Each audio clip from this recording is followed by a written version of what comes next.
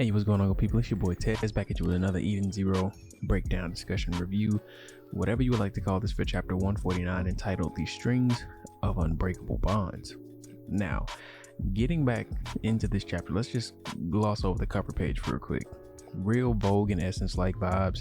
You see your boy Laguna right there on the front, looking very dramatized. I don't even know how you would say this. Very posed. Let's just say that he looks very posed with, I can't think of whom the other individuals are, but it definitely gives that Makeup Magazine type of vibe to it. Gotta respect it. Elements plus Heart Cruise, big plus. Now, with that being said, continuing in where we left off, we saw that Shura had basically somewhat what appeared to, and I'm kind of disappointed that it just appeared to be, finished off Witch. Now, that's not to say that she still won't be done in or completely finished off. Who knows? But for what it looks like now, she did somehow survive, and Shiki, not being actually okay with that, goes in to pretty much do his one-on-one or run hands with Shura. Like, he has nothing in him but rage. It just appears to be rage.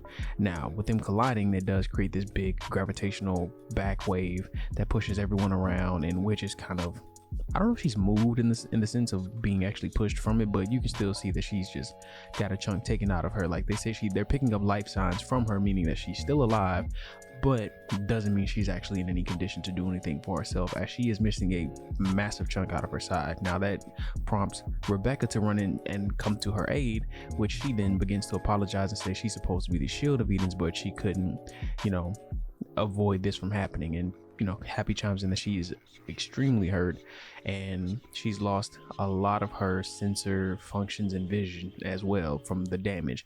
Now, not trying to be as strong as she can, Rebecca tells her don't worry about it and that she'll get her back to the Edens, but Witch still knows the mission. She still knows the objective. Even if she does not survive this, she knows that they need to get the All Link and destroy it. It needs to be completely finished. Now, with everyone else kind of cheering up at the fact that Witch isn't dead, but we don't know how long she has, they're like, oh, Laguna's nearby, let's meet up with him. And Shiki's like, I'm just gonna finish running hands with Shura. That's it. You're not gonna see me. I'm here. This is where I'll be at. Then he's like, oh, the only one getting crushed here today is your head, Shiki. Now, I don't see this happening at all. We've got no signs of overdrive or anything yet, and we pan back over to the fight with the princess and Laguna, and she's pretty much looking as though she's triumphant, but that does not appear to be the case. And she's like, he'll take out any life without a moment's of hesitation in regards to Shura. She's talking to Laguna about Shura. Yeah, we've seen him take and kill individuals for less than nothing. And she looks like she's choking him out, and he's like, oh, I need to learn from his example. And then she appears to basically choke off Laguna's neck, but that is not the case. I do like these elemental over ether drive, they remind me so much of Logia types from One Piece, and I'm definitely down for that, because I did have questions. I was wondering if he could actually not only manipulate and turn himself into water if need be. So I got my answer. Now, that's not to say that Clean and Chris can do the exact same thing. I'm hoping that they could become as ethereal with the wind, or become one with the wind. That'd be dope, but who knows? It's space, because there actually isn't any wind in space. So I don't even know how that one actually works. That's another story for another time. Now, he begins to chime in, my ether gear turns people into water if they shed tears. Are you saying you made yourself cry? I was technically an actor, and if nobody heard of me, then he can whip up tears. Easy, acting 101. So Laguna can basically manipulate himself into crying. That's the trigger for his ether, and begins his assault back. Now, she's still firing off string needles, and he seems to be dodging them. So he's kind of just like, so Your Highness, you don't remember any of this, He says, Your Highness, I don't remember you using any type of ether gear. She says she learned it while she was in the Empire, which makes sense because she was not an ether user. He also left to go get ether. And, she begins to say, I tie people's bonds together, basically breaking down again how her ether gear works, giving people either love or hate, the red destiny, the string, you get the metaphor, you get the analogy, so on and so forth. And he's like, I'm finally starting to see it. You're not a bad actor yourself. Abducted by the Empire, you spent many days, then whether you meant to or not, you tied a string. She basically tied herself to Shura. And she's like, no, I joined the Ashura and the Empire by my choice of some sort, like destiny. You know, it's supposed to be this destiny thing she keeps talking about. He's like, you were joined by your own powers.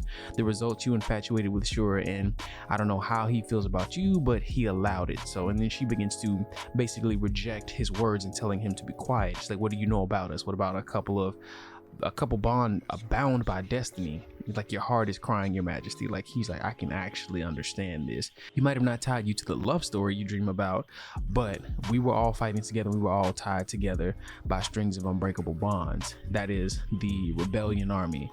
That is Ibaraki. That is, you know, Winston, all the people there. I don't remember all their names, but that's the squad. She's like, I'm an Imperial soldier, I fight for sure. He's like, it must really hurt constantly playing a role you never wanted to stay in. You know, and she probably did this out of a survival tactic, who knows? But then you get so stuck up in surviving, it becomes the only bit of life, or the thing that you only understand or know in life. He's like, but now it's time for the curtain call. So he's basically going to end this charade. He's like, you watched me make my strings. She's like, the proof that your heart is weakening, and that's when you have trouble strengthening your gear. That's basically it. So ether gears are tied to your emotions. So we got a good clear sign and some more information in regards to that. And he uses a move called Tear Waves. Looks like he's surfing from the water that he's made. Now it's time to cut the strings, and as the princess begins to cry, he then turns her into water itself. And while submerged in this water, you can see this one solo string on the inside that's snapped. And then when he picks her back up, he's like, let's go home, princess, back to Oasis. And she seems as though she came through from some weird otherworldly hypnotic spell. She's like, Laguna, like, oh, where? Like, she never knew where they were in the beginning. So she probably created a whole new persona just to make herself survive all that torturous, you know, stuff she went through with Shura. And I can imagine it was very trash, because that guy is trash. And then she's like, there's this strange thing over there, giving them the thumbs up, which is our boy Moskoi. He actually survived, because I was kind of worried that Moskoi didn't make it. Now we get back to the two, you know, Lovebird-esque, the next ship, Creed and Hamura. I'm shipping this one. And she's like, must you insist on following me? He's like, I told you, we're pretty much going to the exact same place. Now in a flustered state, he's like, please stop, you actually have to listen to me. Like, she's like, oh wow, he's touching me, like, you know, you insolent cad. She's like, oh sorry, like, you know how Hamura gets when she speaks her thoughts. He's like, I think we're working towards the same goal, we should help each other out. She's like, I cannot trust you if I don't know your name. He's like, it's Creed. No, actually it's Seiji Hojo. I come from the planet Oedo, just like you. She's like, you're from the Shogunate, I think that's what Shogunate family. And that's where the chapter ends. Now, the only thing I will say is I am a little bummed, quite bummed, that Witch did not finish off. Like, I do love Witch as a character. I don't want to see her, you know, completely finished off. But like I said last time in the spoilers, it would be great development for the squad, for Shiki, for everybody to lose somebody close to home, you know, getting and driving more towards the fact that they need to get better and understand that this is a fleeting thing. But other than that, guys, I'll catch you for chapter 160. Hope you've been good and be blessed. Like always, man, like the video, subscribe, comment down below, anything else like that, and I'll holler at y'all later. Peace.